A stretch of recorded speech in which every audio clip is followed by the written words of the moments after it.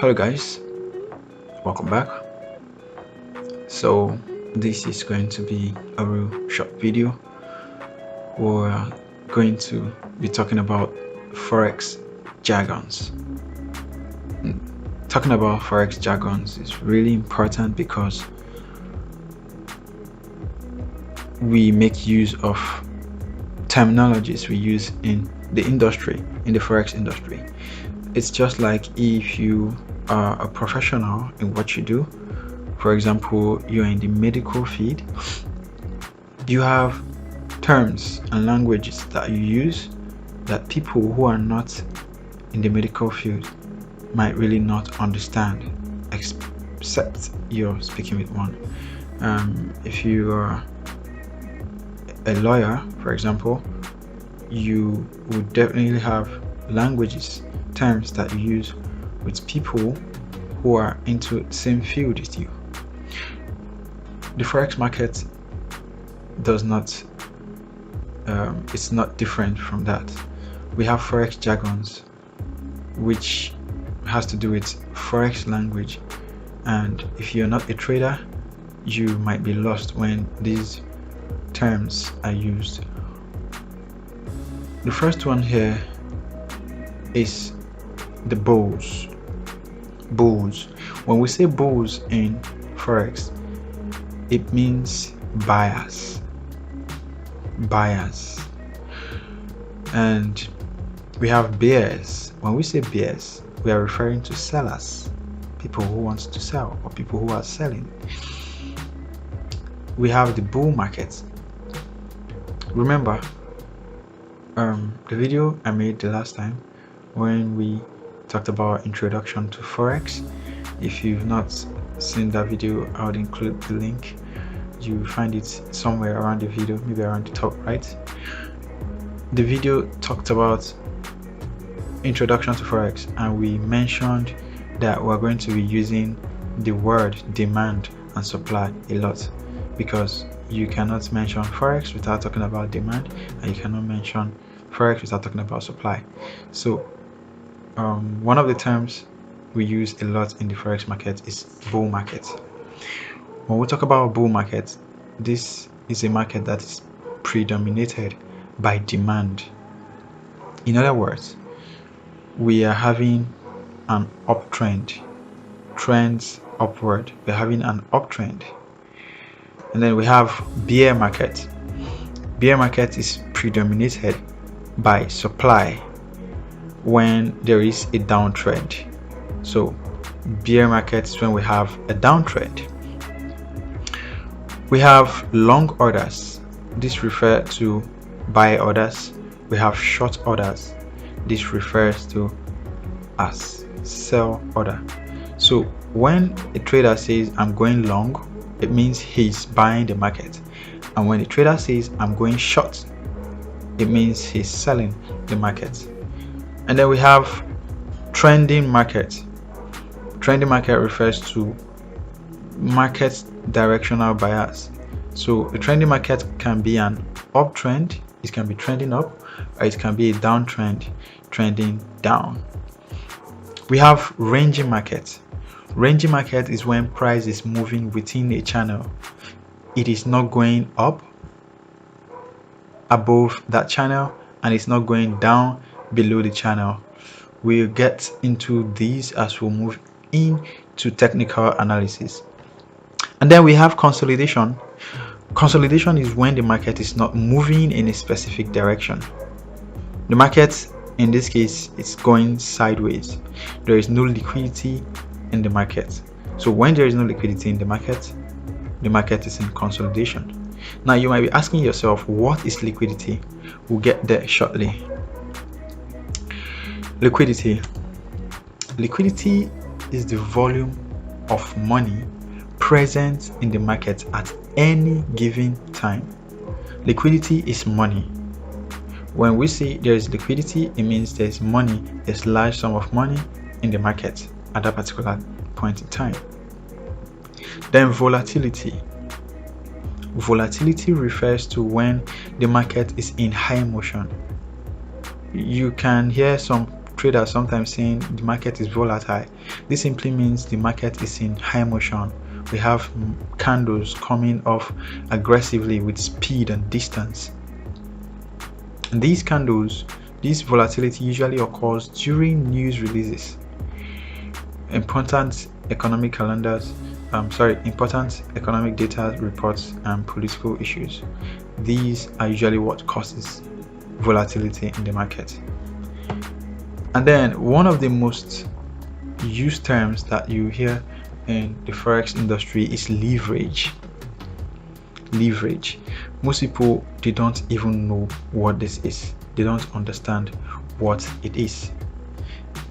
The best way for you to understand this is leverage can be seen as debt. Most retail traders, they don't have enough capital.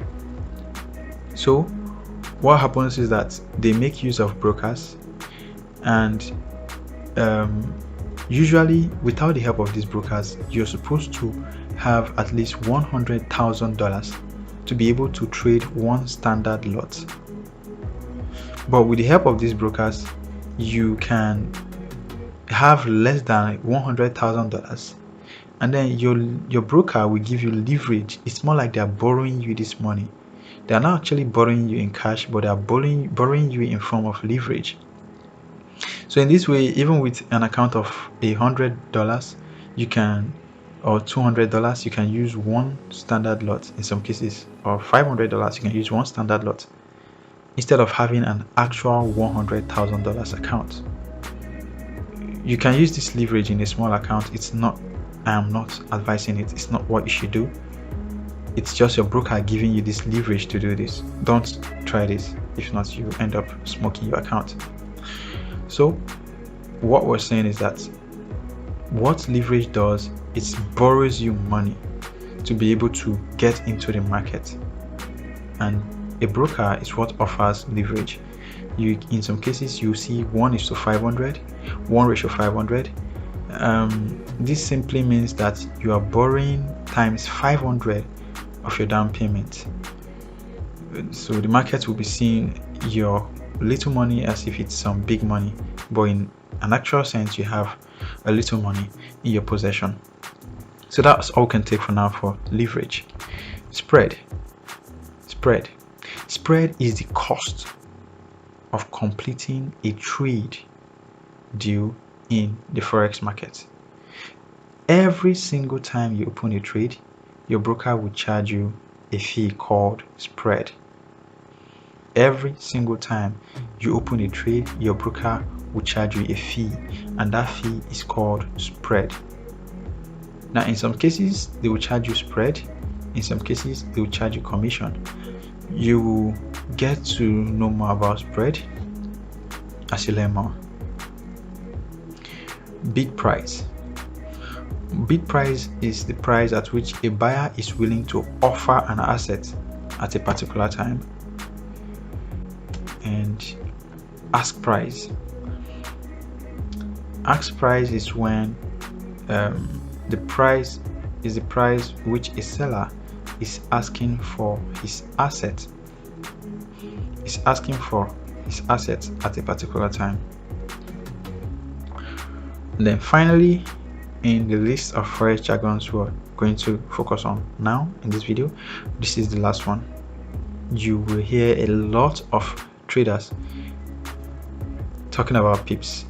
In fact, if you're not even a trader yet, if you don't know anything about trader, as far as you've had conversations with forex traders, you must have heard the word pip. A pip is a unit change in price of a currency or asset. It is mostly expressed numerically as a fourth digit from the decimal point of a price quote.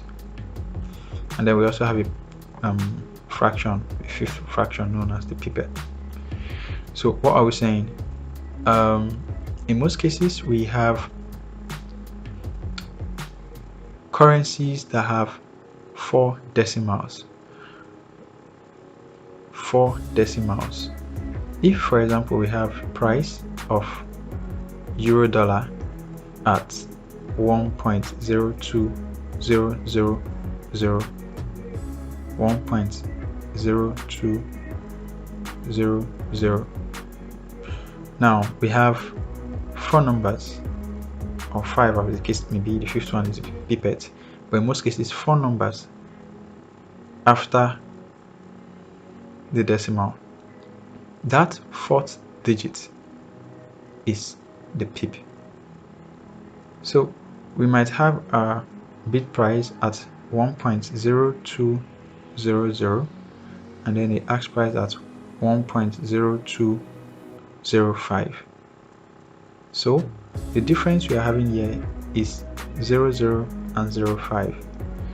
That 05 means that we have a pip difference of 5. A pip difference of 5. That's how you calculate pips. We can't go so deep into pip calculation and all of that now, but just know that for this stage, the pip is the unit change in price of a currency or an asset. And this is all we can take for this video. If you like this video, you should hit the like button. You should also subscribe so that whenever I make new videos, you'll be having notifications and be updated. So until I see you next time, I wish you good luck and be safe.